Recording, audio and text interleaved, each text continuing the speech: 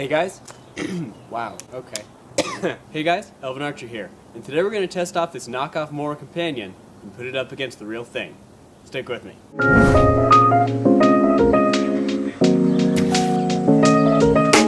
So we've all used Mora and we know that they're just really fantastic knives for the price, and today we have a new product which is clearly of great quality because it comes from the $5 wallet saver section of budk.com, a website known for its great products and even greater product reviews.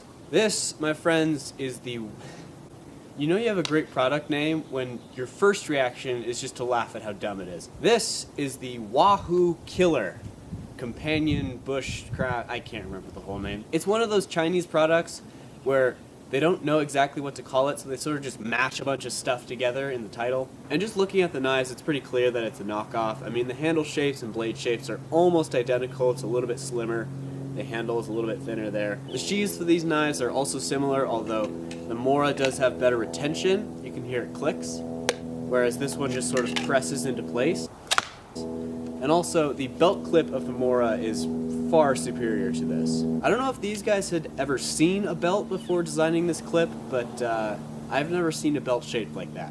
Now, I know some of you are saying, oh, but Advntr, why even bother? The Mora is clearly better, and I think so too. However, it has a lot of positive reviews. Like, if you look on Budk, I could only find maybe 4 or 5 reviews that were less than 5 stars. So, it's clearly not total junk, and I want to see what it can stand up to. So in the video, the knife seems to be pretty sharp. And a lot of the reviews claim that the knife came super sharp, or razor sharp, or something like that. Let's see how good the edge actually is out of the box. I can already tell it's going to be bad.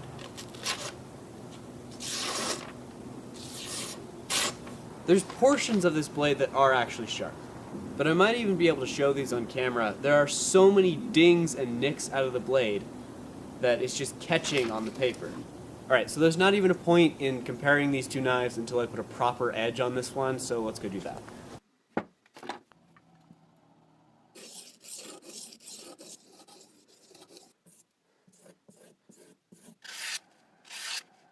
So the wind just picked up, I hope it's not too bad. But now I have both knives sharp, so let's do a few basic bushcrafting tasks. First thing, making feather sticks. First we have the Mora.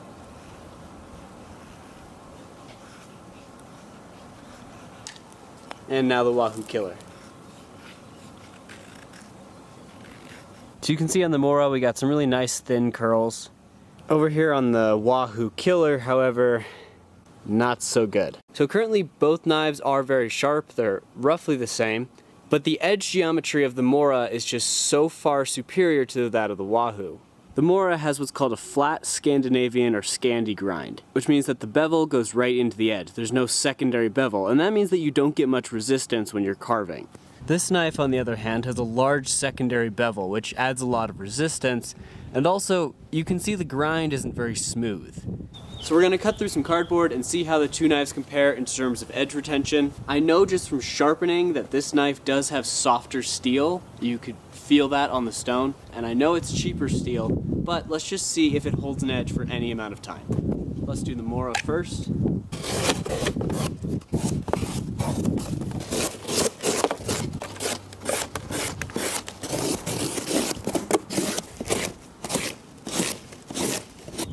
And here's the Wahoo.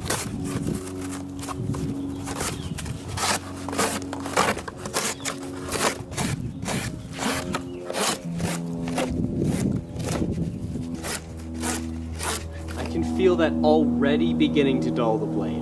That's pathetic. So this just confirms what I already knew. The Mora held its edge just fine through cutting up all this cardboard.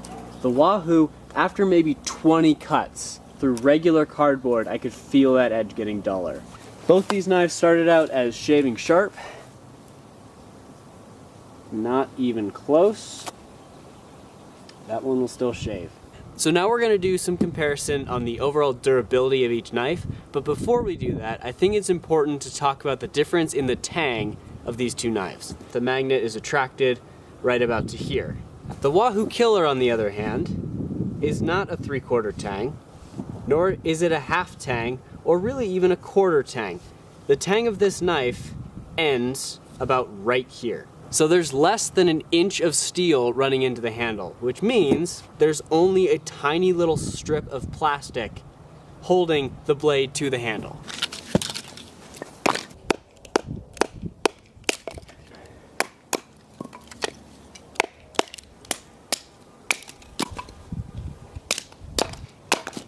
The Mora did just fine, as I expected. So now, let's move on to the Wahoo Killer. Start out small and then move up.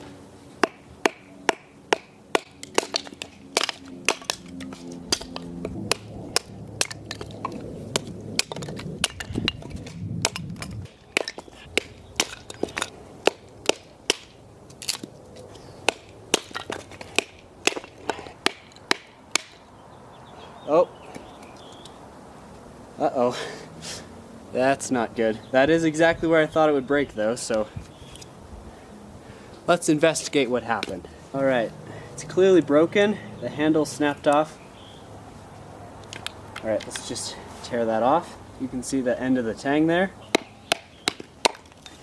You can clearly see that there just isn't enough material to support the short tang. Just a cheap manufacturing process. They're trying to cut corners and cut costs on materials. And what you end up with is a crap knife that really isn't good for much. This is a big surprise to me. As I said earlier, I thought this was a extremely quality knife. And it's just very clear that this is a knockoff that was made of durable materials. And I know it's cheaper steel.